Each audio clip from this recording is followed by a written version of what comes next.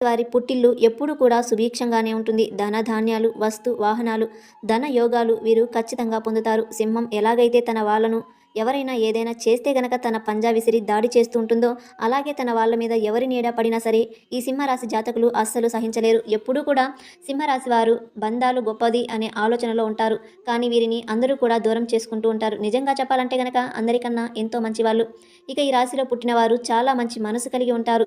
వీరు ధర్మాన్ని కాపాడితే ఆ ధర్మం వీరిని కాపాడుతూ ఉంటుంది. సింహరాశి జాతకులు అన్నీ పోగొట్టుకున్నా, అందరితో మాట్లాడినా, అలాగే ఎన్నో రకాల ఇబ్బందులు పడినా సరే వీరు మాత్రం ధర్మ మార్గంలో నడుస్తారు. ఈ 2025 నుండి 2035వ సంవత్సరం వరకు వీరి యొక్క ఆస్తుల విలువ అనేది కొన్ని కోట్లకు పైబడి ఉండబోతుంది.